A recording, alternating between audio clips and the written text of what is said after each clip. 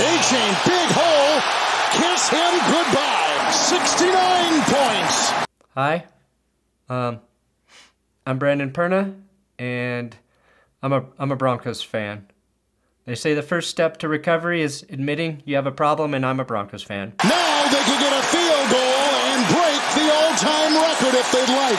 Is it bad when your NFL team gives up more points than your NBA team? What do you know about pain? Everything, Al! I know everything about pain. I just watched the Broncos give up 70 points to the Dolphins. A game where Miami could have scored 73, but they took pity on us and avoided setting the record for most points ever scored in an NFL game. What's wrong with death, sir? Nothing at this point. That actually sounds quite lovely. If your NFL season is over after week 3, you're in an all-time worst category. We wanted to let Russ cook. We did, but it's like we walked into the kitchen and it was already on fucking fire. And then we called the fire department for help and they said they were too busy escorting Taylor Swift to a Chiefs game. Life is pain! Football for us as fans is life. My life is pain. And I promise if you stick around to the end of this episode, I'm going to reveal to you the perfect metaphor for what Broncos fans are really feeling right now. Welcome to the no, I'm a broken record worst game ever. Is it just me? Or is it getting crazier out there? All I have are negative thoughts. Please, if you like watching somebody suffering for entertainment, subscribe to this YouTube channel. Last year, I started, the series, The Worst Game Ever, from a sincere place of disgust and pain. And there were some really bad games after that. Hence, the new Worst Game series to the 12th power now. But I say with all sincerity, this was unequivocally the worst game I have ever watched. That the last time an NFL team scored 70 points was in 1966. We hadn't even gone to the fucking moon yet. The last time a defense allowed this to happen. So quite literally, no NFL defense has been this bad in 57 years. And keep in mind, Miami didn't score any of their points from their defense or special teams. It was 5 passing touchdowns, 5 rushing touchdowns, 10 offensive touchdowns for Miami, 70 points. It's just the 4th time in NFL history a team has allowed 70. So yeah, we got on the ride, okay? And the ride hasn't stopped. It won't stop. I'm puking like the kids on the Sandlot. And my team, they just refuse to hit the stop button for me. I'd say buckle up, but there's no point in protecting a corpse. Because that's what I feel like watching. The Dolphins racked up 735 yards of offense, the most in the Super Bowl era, by a margin of 49 yards. If the Dolphins' offense was a car, they would have had to stop for gas. And they would have pulled into the gas station and seen me drinking directly from the pump. Unleaded, of course. Here we go. Here are all 70 of the Dolphins' points. And this is a special montage, okay? 57 years, you haven't seen shit like this.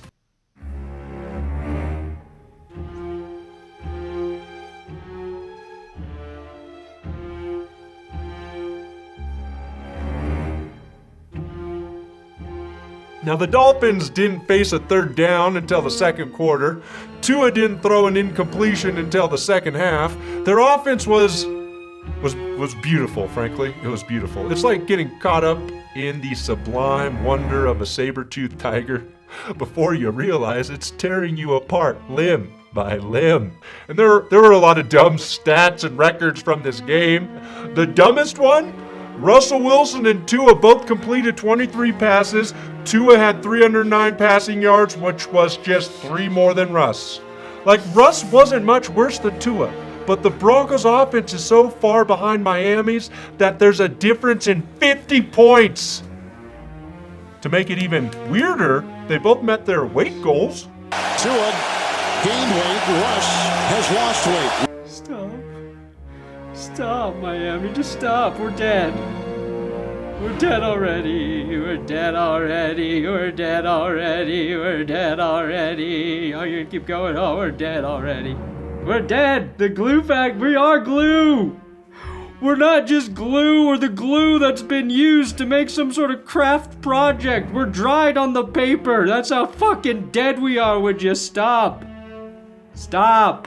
The Broncos were so underprepared, they couldn't even shade their players correctly. That's when your ship is sinking and you're trying to scoop out all the water with a spoon. Seeing Mike White come in, I had to adjust and throw a bomb to Robbie Chosen, who got a step on Pat Surtain for a touchdown, is the lowest I've ever felt as a fan. That's a backup quarterback in garbage time throwing a touchdown to a guy coming off the practice squad who changed his fucking name to Chosen, beating my team's best player. I've gotten in trouble saying this before, but I'm pretty sure we hit rock bottom. This game was so bad, Broncos fans had to invent a new term for the game. You know when they say this team put up a 50 burger? Well, in the NFL, we don't say this team put up a 70 burger because nobody ever scores 70 fucking points. So we were thinking, like, what do we call this? A 70 Sunday? No, that's too sweet. That sounds too nice. A 70 foodborne illness? No. 70 botulism? 70 shit. And then we landed on a 70 steamer. The Dolphins put down a 70 steamer on the Broncos. History was made. And sadly, Miami's mascot died of exhaustion after having to do 1,000,000 push-ups from Dolphins TDs. And why are you protecting the ball here, Raheem Mostert? You scared you might fumble yourself a 5th touchdown? You scared? 70 points without Jalen Waddle. So it actually could have been worse. I just said the worst game I have ever watched could have been worse if Miami had their second best offensive weapon. Call me crazy, but I don't think Miami needs Jonathan Taylor anymore. You can squash those rumors. Now, I pretty much knew a minute and a half into this game when Tyreek Hill got wide open and cooked our entire defense that this was going to be a long day.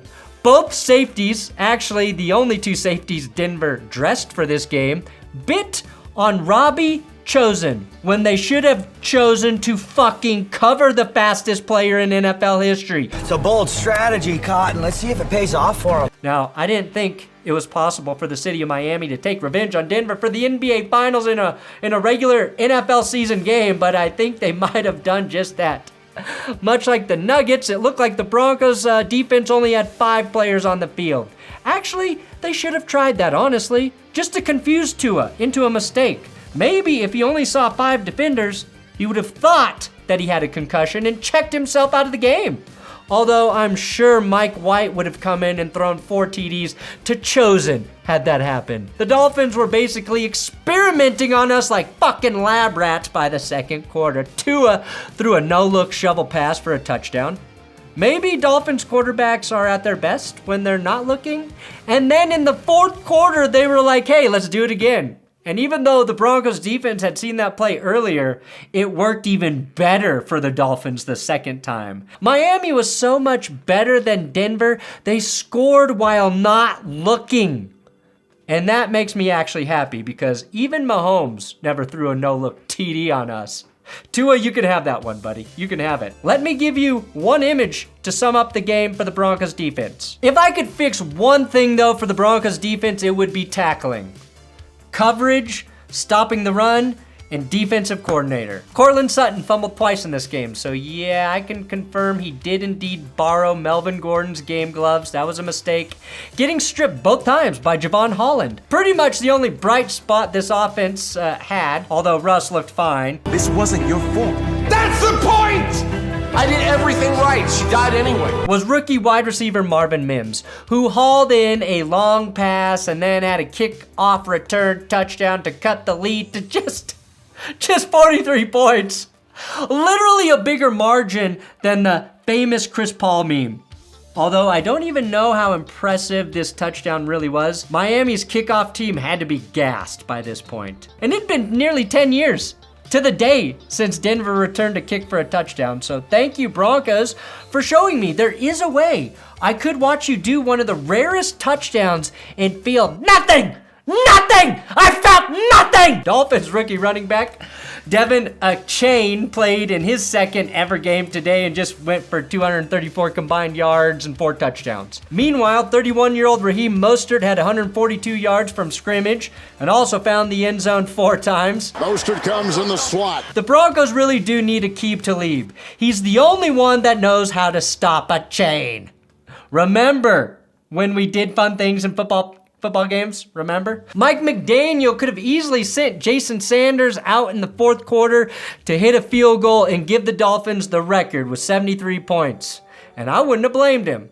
But he took mercy on the team that gave him a start as a ball boy. Even though he could have given them the ultimate middle finger, to the same team that didn't give him an interview in 2022. I know that somewhere Mike McDaniel's friend, Dan Soder, was watching this game doing his famous Dan Soder laugh for 3 straight hours. Meanwhile, our head coach Sean Payton was making enemies after the game. What's the question? What's the question? I just finished telling you. Next question. The question is, how has Vance Joseph not been fired yet, Sean? Why?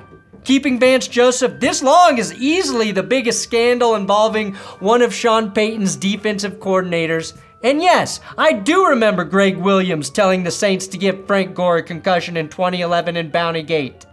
Also, is Greg Williams available? Is Matt Patricia free? Is Urban Meyer free? Fuck it, can Adam Gase do defense? Now, the Broncos caught a few bad breaks in this game. Had a few calls that didn't go their way that I would have complained about and possibly used as a scapegoat if they lost in a competitive affair. But I can't even bitch about the ticky-tacky offensive pass interference call on Brandon Johnson that negated a TD.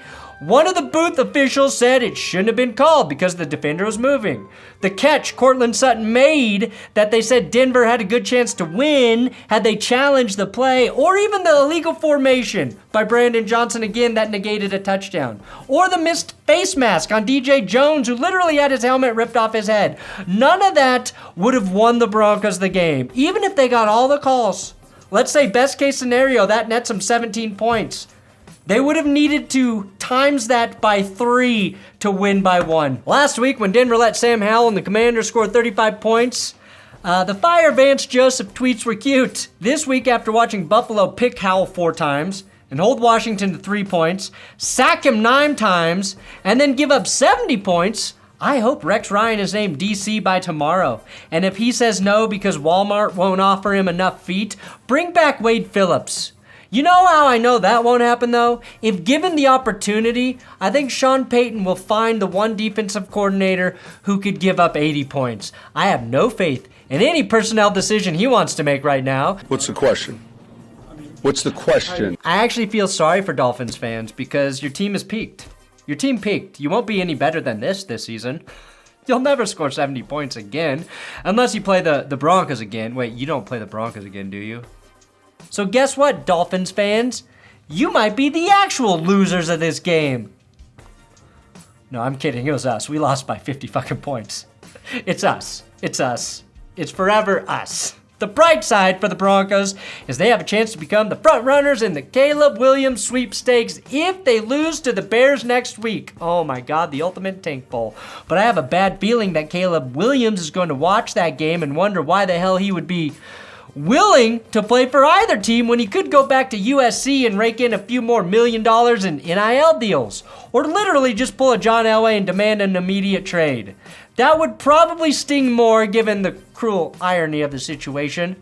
So now I'm watching Caleb Williams and Drake May highlights just to play it safe, and also some Michael Penix highlights, because it's funny when announcers say Penix. All kidding aside, I hope one of those quarterbacks can also play every position on defense and coach defense. Because I don't care who the fuck you are, unless you're a quarterback who can score 71 points every week, that's the only way you're gonna win as a Broncos QB. As promised.